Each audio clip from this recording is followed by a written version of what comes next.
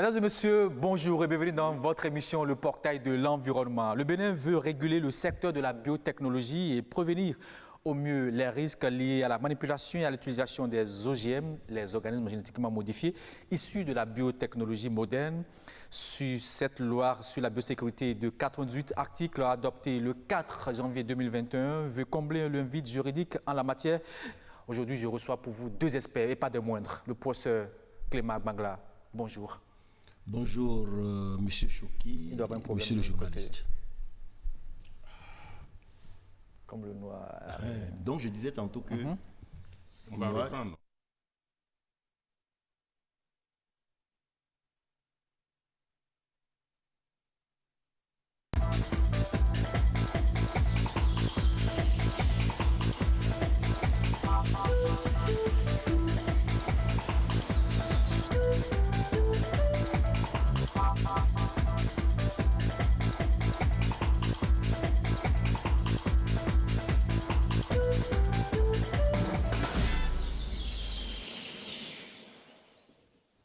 Mesdames et messieurs, bonjour et bienvenue dans votre émission Le Portail de l'Environnement. Le Bénin veut réguler le secteur de la biotechnologie et prévenir au mieux les risques liés à la manipulation et à l'utilisation des organismes génétiquement modifiés, OGM, issus de la biotechnologie moderne.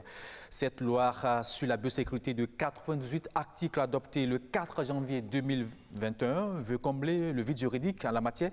Et pour parler de cette question, j'ai deux invités pour vous. Le premier, il en a professeur Clément Bangla, bonjour. Bonjour, Monsieur Choki. Merci d'accepter notre invitation. Vous êtes généticien moléculaire, spécialiste des déséquilibres génétiques au sein du vivant et des virus. Vous êtes aussi le président du conseil d'administration de la Société africaine de la génétique. Merci d'être là. Merci beaucoup. En face de vous, maître docteur Luc Martin Roucari, bonjour. Bonjour, monsieur le journaliste. Vous êtes expert sur les questions de la biosécurité en Afrique et dans le monde. C'est exact. Merci d'être là. Merci. Alors, pour ça, je me tourne rapidement vers vous parce que vous êtes l'une des personnes importantes de cette question dans le pays et aussi dans le monde entier. Alors, c'est vrai que la loi sur la biosécurité, on l'a aujourd'hui. Cette loi, pourquoi cette loi, professeur Bangla? Merci bien, Monsieur Choki. Je voudrais rapidement rectifier quelque chose. Oui, allez-y. Il faut commencer toujours à présenter l'expert qui est sur le plan africain mondial comme un docteur. Ouais. Hein, c'est docteur maître. Docteur maître, non maître docteur. Tout à fait. Ok, d'accord. Parce que c'est-à-dire c'est un expert compétent. Ok. Hein, nous lui avons donné le doctorat et donc il a les compétences nécessaires pour donc faire le travail comme cela se doit. D'accord. Donc on doit toujours commencer à le présenter en disant que c'est un docteur. D'accord. Merci bien. Merci, professeur. Alors, comme je l'ai souvent dit,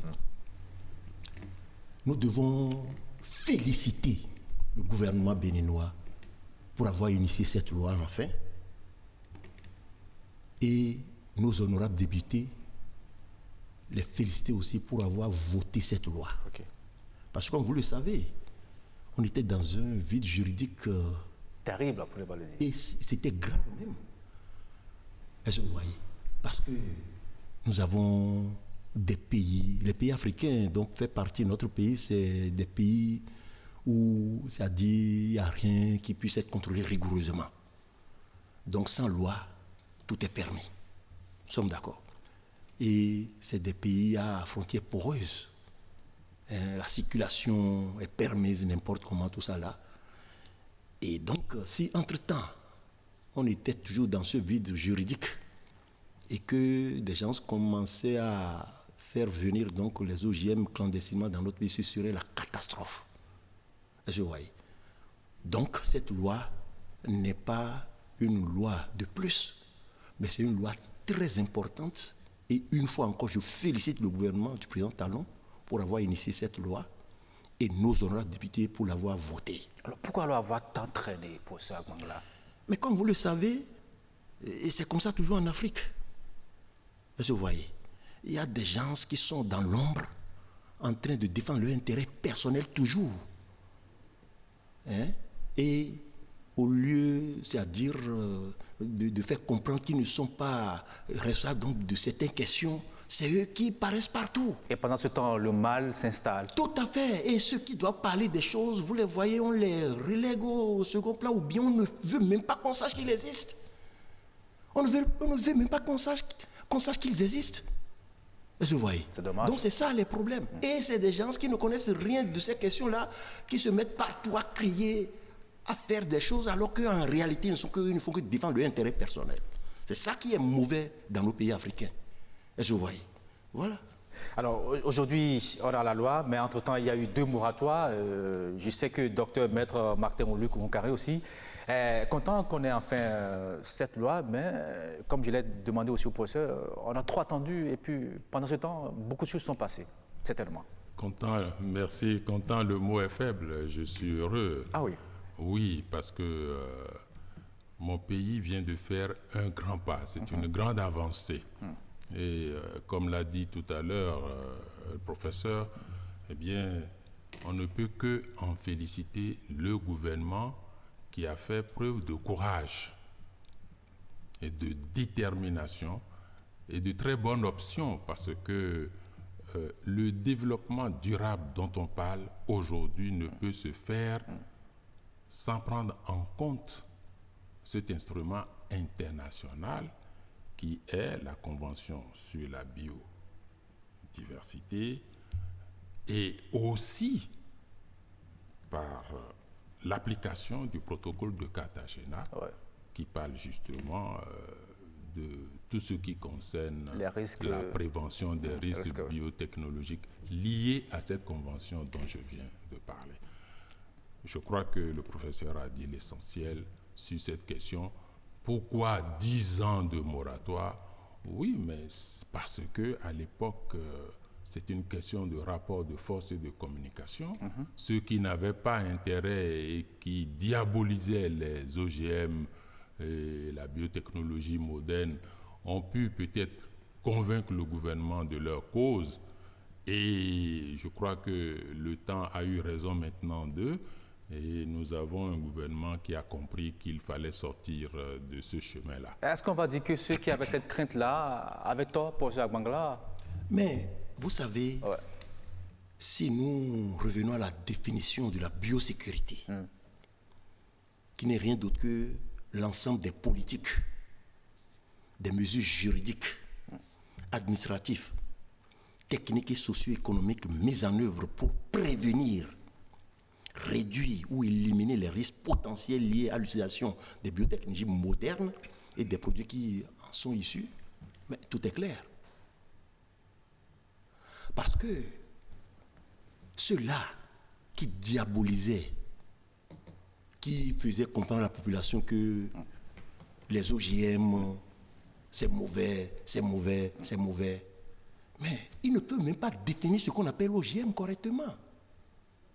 Il ne peut pas définir l'OGM. Je te l'assure. Et ils ne savent même pas comment ça se fabrique. Mais qu'est-ce qui s'est passé en réalité?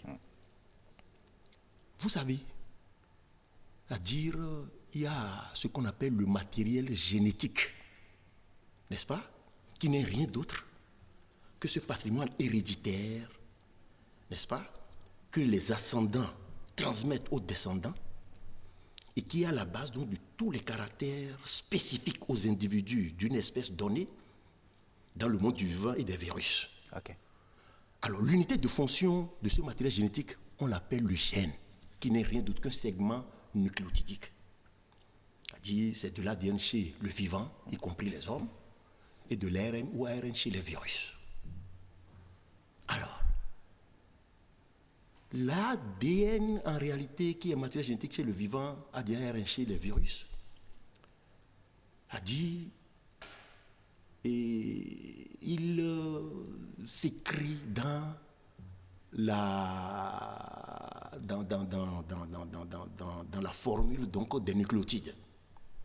Alors que les protéines qui en sont les produits, nous sommes d'accord, sont écrits dans le langage des acides aminés.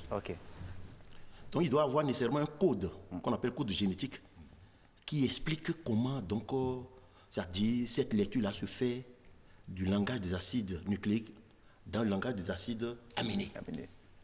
et les propriétés de ce code ont révélé entre autres que, c'est-à-dire, ce code est universel. Cela veut dire quoi? Cela veut dire que si je prends un gène humain que j'introduis dans le génome d'une bactérie, si j'ai la chance et que ce gène commence à s'exprimer, c'est fini. C'est-à-dire, le produit, n'est-ce pas, dont ce gène a été responsable chez l'homme, ça va se retrouver chez la bactérie. Ok. C'est le cas, par exemple, de l'insuline. Vous savez que les diabétiques, nous sommes d'accord, la défaillance donc de l'insuline se fait remarquer chez eux. Exactement. Voilà. Mais l'insuline étant une hormone, on ne peut pas prélever l'insuline chez un individu pour en administrer à un autre individu. Nous sommes d'accord? Ouais. Donc, c'était un problème de santé publique très grave. Mais, puisque, comme je l'ai dit, il y avait déjà un résultat scientifique qui prouvait que si on prend un gène humain, on peut l'introduire dans le génome de quoi? De la bactérie. La bactérie. Et que si ça réussit, Oui. si c'est le gène de l'insuline, la bactérie va commencer à produire de l'insuline. Ouais. Nous sommes d'accord? Ouais. Donc, cet essai-là a été fait. Et ça a marché. Et donc, l'insuline qui se vend dans les officines, nous sommes d'accord, c'est produit par des bactéries qui, en réalité, n'étaient pas capables de produire naturellement Ok. cette insuline. Cette insuline, ok, Nous sommes d'accord. Ouais. Or, donc, ces bactéries qui sont maintenant désormais capables de produire des insulines, on les appelle désormais des bactéries génétiquement modifiées ou bien des organismes vivants modifiés. C'est compris? Mais ici, en médecine, il n'y a pas trop de problème, puisque ces jeunes-là, on ne les consomme pas. Dans le domaine de la médecine, on ne consomme pas ces bactéries-là. Non. Nous sommes d'accord. Ouais. Bon, comme on a vu ça, et ça a marché au niveau donc, de la médecine, on s'est dit, mais pourquoi pas en agriculture? Et je donne un exemple. Le niébé, par exemple, que nous connaissons bien, Ouais. c'est attaqué souvent par les charançons. Et nos parents ont l'habitude d'aller chercher des organes de plantes pour faire quoi? Pour lutter contre ces charançons-là. Ce que nous appelons ici au Bénin vulgairement le haricot. Voilà. Donc, les écorces de Nîmes et consorts là sont souvent utilisées pour, en tout cas, protéger le haricot contre les charançons. Maintenant, le généticien, il va dire quoi? Il dit, bon, si cette plante-là arrive à lutter contre le charançon, il vaut mieux aller chercher dans son génome le gène qui lui permet de produire ces substances. Et une fois ce gène isolé, si on l'introduit dans le génome du haricot et que ça marche, l'haricot va commencer à produire aussi cette substance-là pour s'auto-protéger. Ça, est-ce que c'est une vision anormale? C'est pas quelque chose de noble, ça? Et cet haricot désormais deviendra un haricot génétiquement modifié, OGM. Mais est-ce que sa consommation ne pourrait pas produire d'autres effets? Tout à fait. Parce que, comme on l'a dit tout à l'heure, l'haricot, on consomme ça en quantité. Ouais. Nous sommes d'accord. Mais, puisque désormais cet haricot-là produit une substance pour lutter contre les charançons, à long terme, quel sera l'effet de cette substance-là sur les êtres humains qui consomment ça? C'est là tout le problème des OGM en agriculture. Autrement dit, en agriculture, les OGM se consomment entiers. Nous sommes d'accord.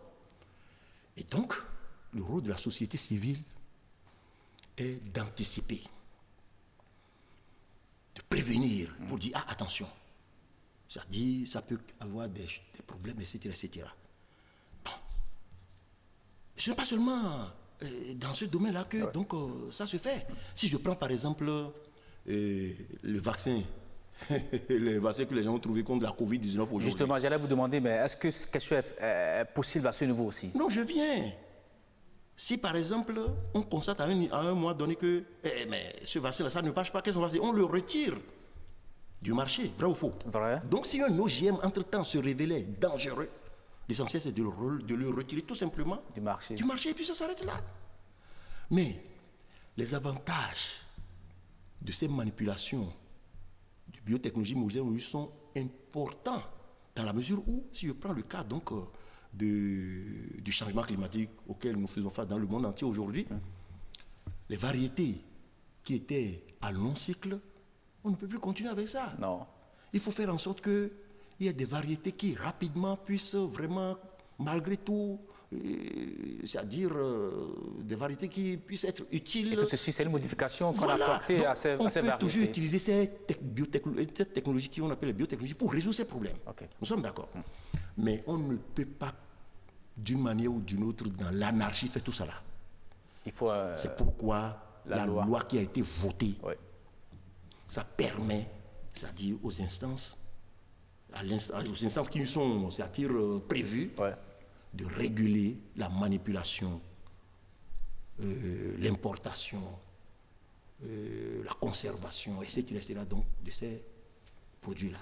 Et c'est une très bonne chose. Donc cette loi est venue à point nommé, et comme le docteur Maître Nkane l'a dit tout à l'heure, c'est très important. Et ça résout un problème sérieux. Et une fois encore, il faut féliciter le courage du gouvernement pour avoir vaincu les propagandistes qui étaient donc dans un autre schéma. Et peut-être que ce schéma-là, même ils ne comprenaient pas pourquoi ils disaient tout ce qu'ils disaient là.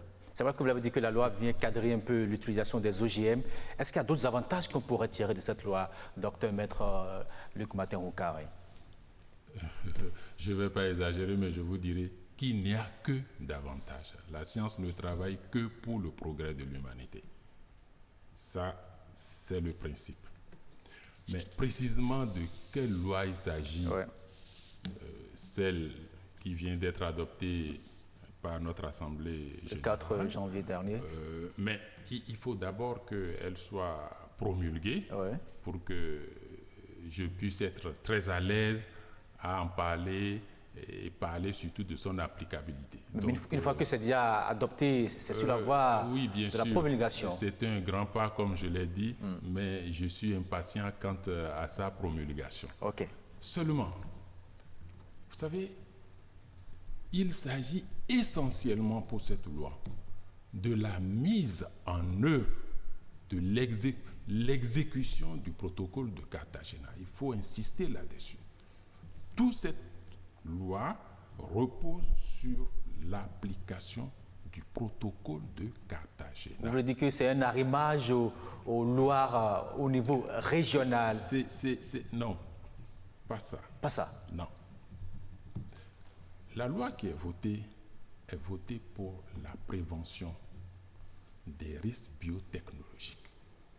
Et l'instrument international unique qui en parle aujourd'hui, c'est le protocole de Cartagena. C'est le protocole de Cartagena. Exactement. C'est de ça qu'il s'agit. Et dans ce protocole, il est recommandé aux parties de prendre toutes les mesures pour assurer la sécurité des populations, de l'environnement, de la santé de la population, n'est-ce pas? Toutes les précautions, disais-je, pour que le transport, l'utilisation, la manipulation des OGM ne soient pas avec un danger. Et ça, il n'y a aucun gouvernement dans les pays qu'on dit en voie de développement aujourd'hui, comme le nôtre, qui, à lui seul, a les moyens de régler financièrement ce problème, parce que c'est une question essentiellement de recherche.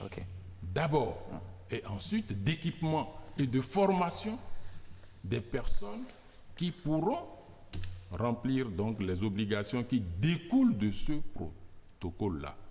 Alors, notre pays jusque-là est resté sans cette loi-là. Donc, en marge de ce qu'on peut appeler l'humanité, nous sommes allés signer.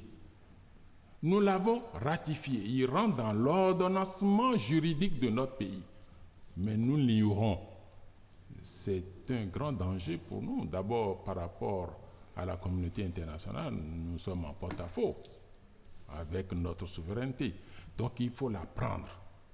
Parce que sans cette loi, les institutions comme l'ONU Environnement, la Convention sur la diversité biologique et le Fonds de l'environnement mondial ne seront pas à même d'aider ces pays partis au protocole de la mise en œuvre et de la mise en place des cadres de biosécurité. Alors, vous parlez des avantages au plan international. Non, d'abord au plan national. C'est d'abord au plan national. Nous sommes partis, c'est d'abord pour régler ce problème-là, à notre niveau, au plan national. Mais il n'y a plus un pays isolé. Nous sommes forcément connectés à l'international. Exactement. D'abord par rapport à la sous-région. Et donc, pendant que les autres pays ont le bénéfice de profiter, n'est-ce pas, du soutien de ces institutions de l'ONU, nous sommes en marge et nous nous glorifions d'être heureux de ne pas adopter les Alors, OGM. je ne vous coupe pas, docteur Maître Onkari. Est-ce qu'entre-temps, parce qu'on n'a pas pu avoir cette loi, notre pays a pu perdre beaucoup de choses? Pour d'abord répondre à cette question, Ouais. je vais rebondir un peu sur ce que le docteur Maître Onkari a dit. Ouais. C'est-à-dire, nous demandons au chef de l'État de promulguer au plus vite cette loi.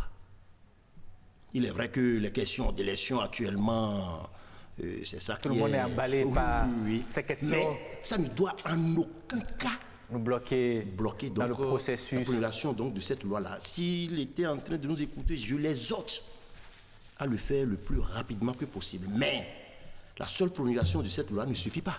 Voilà. Il faudra que les organes prévus dans cette loi-là, que ces organes-là soient opérationnels, fonctionnels. Alors, quand vous parlez d'organes, vous voulez parler de quoi? Il s'agit donc de l'autorité nationale de biosécurité, qui n'est rien d'autre que le Conseil national de biosécurité, qui est l'autorité administrative, qui est assistée par un conseil scientifique. Parce que, comme je l'ai souvent dit, la recherche scientifique est en amont et en aval du développement. Donc, le conseil scientifique, c'est un organe prévu qui est très important. Est-ce qu'on a la ressource humaine nécessaire pour faire fonctionner ce conseil? correctement donc, de ressources scientifiques extraordinaires, je le dis souvent. Si entre-temps, les moyens étaient donnés aux scientifiques pour résoudre les problèmes nationaux, encore que ces problèmes-là, on ne les pose jamais assez, on n'a pas encore commencé à mettre au travail les scientifiques du pays. Vous pensez que pour le moment, on vous utilise pas? Du tout pas.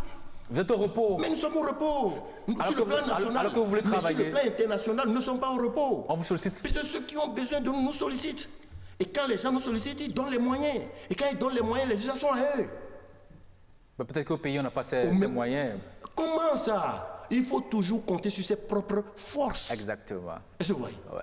Donc, quand j'ai parlé donc de ce bras armé qui est, c'est-à-dire le conseil scientifique qui doit assister le conseil national de biosécurité, ce conseil scientifique ne peut pas travailler sans le laboratoire national de biosécurité. Ah, parce que ce que nous avons déjà, il faut encore installer un autre laboratoire. Pas nécessaire, ce serait donc perdre, c'est-à-dire son énergie pour rien. Ce qui est là. Ouais. Peut servir. Il faut le renforcer. Ok, le renforcer. Et l'équiper fortement. Aujourd'hui, qu'est-ce qui vous manque au niveau de ce laboratoire? Nous pouvons dire que tout nous manque, puisque ce Tout vous manque, l'équipement que l'UEMOA avait donné en ce moment-là aux 8 pays que nous on a reçus, Ouais. nous on n'est pas resté tranquille, on continue de l'utiliser. Et bon, vous savez, dans le domaine de la recherche scientifique, Vous voulez dire que au fur et à le mesure, matériel, il y a des c'est ça? tout à fait, Qu'il faut changer. Nécessairement. Et pour un pays qui se respecte, on ne peut que faire ça. Et ne sont pas seulement le matériel de laboratoire, il faut nécessairement encore le consommable, l'entretien de cet équipement et la formation des techniciens. Pour l'entretien. Pas pour l'entretien seulement. Mais aussi pour faire fonctionner le laboratoire. Nécessairement. Nécessairement. Nous avons donc les spécialistes qui sont là. Mais il faut former les laborantins, ceux qui doivent utiliser efficacement ces matériels, etc. Puisque nous, on est là pour concevoir, n'est-ce pas, et produire la connaissance scientifique. Mais les techniciens sont formés. Et malheureusement, ce que les gens ne comprennent pas, c'est que nous ne sommes pas éternels sur cette terre, sur n'importe quel plan. On va passer. On va passer. Et lorsque nous allons passer sans être utiles réellement à notre propre pays, alors que nous sommes utiles à d'autres pays, c'est honteux. Alors, professeur, si je vous demandais, qu'est-ce que vous avez pu faire déjà avec ce laboratoire que l'UEMOA nous a donné? L'UEMOA ne nous a pas donné un laboratoire. Enfin. Le pays ne nous a pas construit un laboratoire. Okay. L'UEMOA a équipé le laboratoire comme il a équipé tous les 8 pays de l'UEMOA. Voilà. Nous autres, qu'est-ce que nous avons fait de cet équipement? Nous avons pris l'équipement. Quand les gens ont des problèmes d'OGM, surtout les produits, c'est-à-dire il y a certains produits, avant donc de les importer, il faut nécessairement que le laboratoire national de biosécurité donne son accord. Voilà, donc nous allons de donner notre accord. Malheureusement, il n'y a pas de consommables. Nous nous débrouillons pour ces consommables-là. Ça coûte cher? Mon ami, ça coûte très cher la recherche scientifique. Mais si nous devons regarder les avantages qu'il y a dedans, ça ne coûte rien. Parce que c'est ça qui est, c'est-à-dire la base même de tout développement. Un consommable peut coûter à peu près combien, professeur? Si on nous donne quelques 200 millions par an pour nos consommables, ce serait bien parce que la table polymérase seule, il faut voir ce que ça coûte. Et c'est une petite chose, c'est des choses de 800 000, des trucs comme ça là. Et malheureusement encore, nous sommes dans un pays où l'énergie lâche tout le temps. Lorsque vous commencez à faire une manipulation, aujourd'hui, on a et quand que même... le courant... Aujourd'hui, c'est plus ou moins stable. Les autorités universitaires se battent pour que ça soit ce que ça doit être, et le pays aussi. On a une centrale qui fonctionne et qui a permis au pays d'avoir au moins la moitié de... Non, ça, le gouvernement est félicité pour ça. Là. Voilà. Mais néanmoins, il y a des structures dans lesquelles, comme la présidence, oui. Comme la présidence ne manque jamais d'énergie, les structures de recherche ne doivent jamais manquer d'énergie. Okay. Et on doit nous donner de l'argent pour que pour qu'on s'amuse. Quand je dis nous amuser, ce n'est pas qu'on va prendre leur argent pour faire nous avons compte rendu à faire. Ouais. Mais quand nous pensons à quelque chose, il faudra que nous ayons les moyens pour les mettre en œuvre. Ou bien, il faut que le gouvernement aussi nous mette au travail. Si je disais tantôt ça là, c'est que les problèmes du pays, il faut les poser aux scientifiques. Je prends un simple exemple. Allez-y, professeur. Par exemple, si le ministre des Affaires étrangères, je quitte mon domaine, doit aller assister à une conférence internationale sur le plan de la diplomatie ou bien je ne sais quoi là. Normalement, si le pays se respectait, le ministre devait inviter le laboratoire scientifique qui se charge de ces questions-là à l'université. Poser le problème et voir comment aborder les choses une fois arrivé là-bas. Si le ministre ne peut pas de façon technique aborder les choses, en voyageant, le ministre prend ce professeur-là, et c'est avec lui qu'il voyage. Et là-bas, lui, là, il s'occupe du côté technique. Et comme ça, là, au retour, il fera un compte rendu normal. Mais je pense que ce n'est pas encore ça qui se passe aujourd'hui. Malheureusement, dans les pays africains, je ne parle pas de mon pays. Lorsqu'on veut voyager, on demande aux amis, tu as déjà été à Paris une fois, et puis c'est des gens qu'on concorde, on va là-bas, ils vont passer dans les magasins pour acheter des cadeaux, ils reviennent. Ce n'est pas possible, on ne doit pas continuer comme ça. Il faudra que nos gouvernants sachent désormais que pour prendre n'importe quelle décision, ils doivent s'adresser aux recteurs de l'université d'Abomey Calavi, qui doit leur dire, pas d'Abomey Calavi, aux recteurs nationaux, aux recteurs des universités nationales, puisque nous en avons 4. Pour les conseiller sur les laboratoires ou bien les départements qui sont chargés de ces questions-là. Et comme ça, là, les choses vont changer et le progrès tant souhaité sera au rendez-vous. Alors, professeur, à vous entendre, c'est comme si les décideurs sont moins regardants par rapport aux problèmes de nos universités. Mais ça, vous n'êtes pas financé. Mais mon ami... La recherche n'est pas financée. Attends. Mais va faire tes enquêtes et tu verras. Le sort des enseignants d'université, les gens qui sont les producteurs de la connaissance, ils sont à quel salaire? Quand je prends, vous m'excusez, un préfet qui a 6 millions par mois, le professeur titulaire d'université qui n'est même pas à 2 millions, mais qu'est-ce que tu penses? On parlera de problèmes de sécurité que le préfet a besoin. Ce n'est pas pareil chez vous, professeur d'université. Mon ami, lorsque les chercheurs ne sont pas à l'aise, ils ne sont pas productifs. Et les pays qui se réalisent. Si tu vas en Allemagne aujourd'hui, nous sommes d'accord, tu vas voir ce qui se passe avec les enseignants. Aujourd'hui, on nous dit qu'à l'université, les enseignants sont bien cotés. Cotés sur quel plan? Financier. En bon. Ça, Donc, d'accord. Mais écoute, je te donne un exemple. Hein. Pour être ministre, tu as besoin de quel diplôme, par exemple? Mais pour être seulement directeur d'école doctorat comme moi, si tu n'es pas professeur titulaire, tu ne peux pas. Et pour devenir professeur titulaire, c'est un cheminement. C'est un calvaire. C'est de la souffrance. Parce que sur le plan international, tes pairs doivent dire que oui, tu es compétent. Donc, l'université est le seul lieu où, c'est-à-dire l'avancement par mérite, est de mise. Et nos autorités doivent être fiers de nous, nous chouchouter, nous mettre les moyens qu'il faut pour qu'on puisse vraiment ensemble faire développer ce pays. Oui, j'ai que docteur Maître Moncari brûle d'impatience pour réagir par rapport à ces différentes questions. Non, ben, nous sommes dans la même logique de tout ce qu'il a dit. De tout ce qu'il a dit, retenez une chose que je soulignais tout à l'heure. La mise en place des cadres de biosécurité. C'est de ça qu'il s'agit.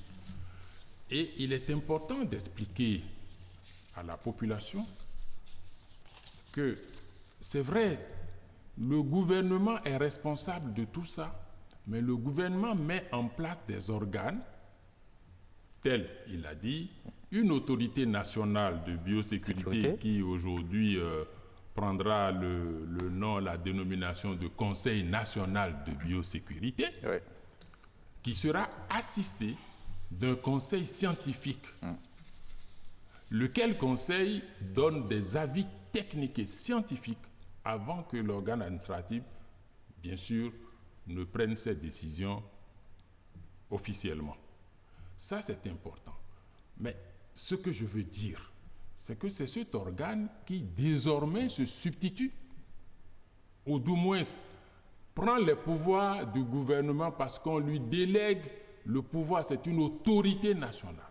Dès lors que le gouvernement a désigné par un acte officiel, un décret, que voici la composition du Conseil national de biosécurité, eh bien, c'est ce conseil qui se charge de tout ce qui concerne la biosécurité au Bénin. Et on doit pouvoir lui laisser les mains libres pour que ce conseil travaille en toute transparence. Parce que c'est des questions d'enjeux énormes. Et à ce niveau-là, il faut tout faire pour éviter que la corruption s'y mêle. Et donc, il faut des gens vraiment compétents, d'une compétence éprouvée. Et là, le professeur a su qu'il y en a beaucoup chez nos pays. Et qui sont détachés par rapport à l'argent. OK? C'est ça. Ça fait partie des éléments essentiels. Je parle à peu près déjà des perspectives qu'il faut le faire. Mais il n'y a pas d'avancée possible sans la recherche. Le professeur l'a dit, c'est son domaine. Et ça aussi, il faut mettre les moyens. Il faut créer des entités, des écoles où il faut former désormais des ressources humaines. Il dit les hommes passent. Ben oui, les hommes passent, mais le pays reste et son développement doit pouvoir continuer. Alors, le problème, c'est que quelle que soit la volonté du gouvernement, quelle que soit la volonté du gouvernement, il ne pourra pas mettre à disposition tous les moyens dont on a besoin. D'où ce partenariat avec les institutions internationales de l'ONU qui parlent de l'environnement. Je viens de les citer tout à l'heure, je reviens par là-dessus, pour qu'ils viennent en appui aux efforts du gouvernement. Et donc, sans cette loi, cela n'est pas possible. C'est pour ça qu'il faut encore saluer. Mais maintenant, il faut que la loi devienne applicable, qu'on mette rapidement les organes en place et que ces organes commencent par fonctionner rigoureusement, comme je viens de le dire. C'est de ça qu'il s'agit en vérité aujourd'hui. Voilà. Pour compléter, docteur Maître Moncari, effectivement, l'autorité nationale de biosécurité, encore appelée Conseil national de biosécurité, ne peut rien décider sans le conseil scientifique. D'accord. Mais le bras armé du conseil scientifique, c'est le laboratoire national de biosécurité. qui ne peut pas politiser aussi. Il faut l'équiper sauvagement. Il faut former des techniciens. Vous avez dit sauvagement. Bien sûr.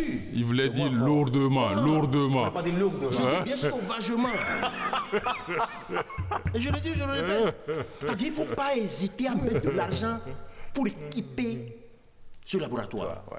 De telle manière que les compétences que nous avons, parce que même si tu es compétent et que tu n'as pas les moyens, mais tu es Mais aussi, mort. on peut aussi construire un autre laboratoire. Ben, construire, mais si on n'a pas tout de suite les moyens pour construire, faisons avec ce que nous avons. Le laboratoire national de biosécurité est logé au département de génétique et des biotechnologies de l'Université d'Abomey-Calavi. Exactement. Et pourquoi ça? Parce que si je prends le cas d'un sorcier qui a attrapé un enfant, pour aller prendre cet enfant-là de ce sorcier, il faut être sorcier aussi, non? Exactement.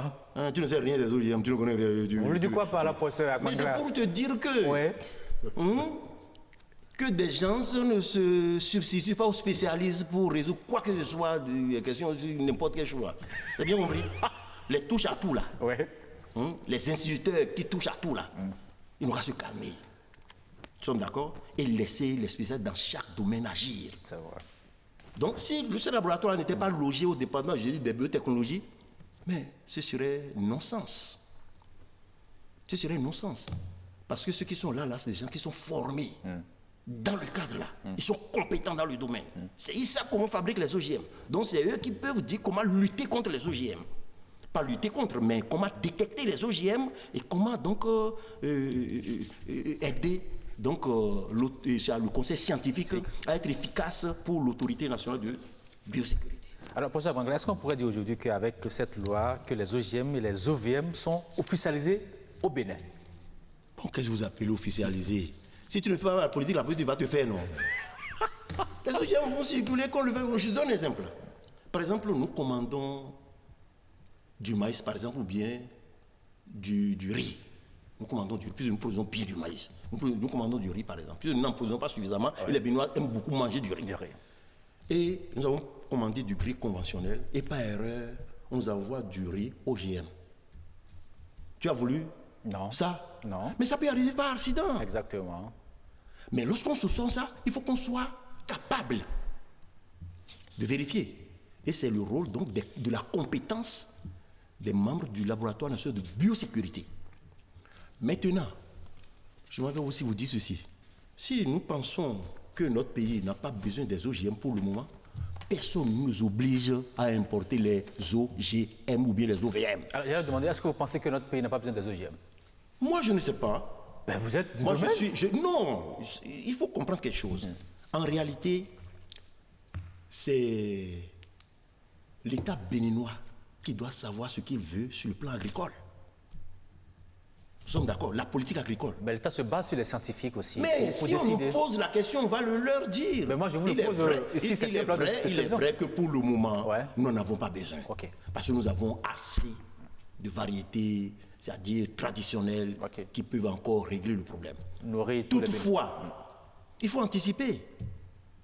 Parce que le monde évolue.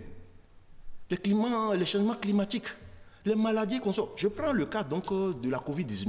Ouais. Mais à travers la Covid-19, moi je me pose la question de savoir si on n'est pas en train d'autoriser la fabrication des HVM. Ça veut dire quoi? Des hommes génétiquement des hommes vivants modifiés. Comment c'est possible pour ça? Puisque aujourd'hui déjà, Oui. on autorise des vaccins à ARN. Il suffit tout simplement que dans cette séquence-là, qu'on introduise le gène pour fabriquer l'enzyme c'est-à-dire qui permet de partir de l'ARN pour fabriquer l'ADN. Oui. Je veux parler de la transcriptase reverse. Qu'on introduit ça dans l'ARN, vaccin là. Oui. Nous sommes d'accord? Et qu'on introduise, par exemple, un segment d'intérêt et qu'on injecte dans l'organisme humain. Si cet ARN devient ADN complémentaire et s'implante dans l'un des chromosomes, c'est foutu. Ça veut dire qu'on a Donc, déjà ce serait un bon champ d'expérimentation. Nous sommes les généticiens, nous comprenons tout ça là, nous autres. C'est que tout est possible. Mais tout est possible aujourd'hui. Et ça, c'est les biotechnologies modernes, ça. Et là, il faut des gens comme vous pour arrêter. Maintenant, là, Oui. tu peux dire que tu ne veux pas te faire vacciner, toi. Je ne veux pas refuser, justement. Mais lorsqu'on n'associe pas les techniciens de la question et qu'on garde tout politique, tout ça là, les conséquences, c'est que nous allons servir de quoi? Nous allons servir de cobayes. En son temps, on va faire pouvoir exprimer chez certains individus des caractères qu'on voulait voir s'exprimer, comme je te l'avais dit. Tu comprends ce que je dis là? Ouais. On serait en train de nous vacciner, mais parallèlement, on peut faire des expérimentations sur une urgence. Donc il faudra qu'on nous donne les moyens. C'est pourquoi je disais que le laboratoire national de biosécurité, cette loi qui a été votée là, c'est une loi exceptionnelle. Et je prie le chef de l'État de ne pas oublier cette loi-là, que les problèmes d'élection là ne lui fassent pas oublier ça, qu'on ratifie cette loi-là et qu'on équipe sauvagement, je dis bien. Qu'on la promulgue, vous voulez dire. Qu'on la promulgue et qu'on équipe rapidement. Sauvagement. Ça dit, le laboratoire national de biosécurité, pour que nous puissions, lorsque nous soupçonnons des choses là, nous puissions faire chose là. Puis sur le plan international, mais je suis le président de l'association des généticiens au niveau Afrique. Exactement. Nous sommes d'accord. Mais je sais ce que je dis et nous savons ce que nous disons. Nous allons, on peut commencer à expliquer, même les sociétés civiles ne sauront même pas quand est-ce qu'on va commencer à fabriquer des HVM en Afrique. Et là, c'est grave. Et là, c'est grave. Tu comprends? Ouais. C'est des questions qui nous préoccupent. Mais si on n'a pas les moyens, si on ne nous met pas à l'aise au laboratoire pour réfléchir sur ces questions-là, si on n'est pas à l'aise, parce que si les politiques, le chef de l'État a bien voulu mettre les moyens qu'il faut pour eux, c'est pour qu'ils soient à l'aise pour faire le travail, non? Et ils n'ont qu'à nous mettre à l'aise aussi, pour qu'on puisse faire le travail, réfléchir, anticiper sur les questions de développement. D'accord, professeur. Les risques qu'on soit là. Nous sommes là pour ça. Je suis sûr qu'il nous suit et qui je le sais, et je le connais. Il sait, il aime ces choses-là. Donc, il n'a qu'à penser à ces scientifiques. Ils sont compétents. La compétence, il y en a au Bénin.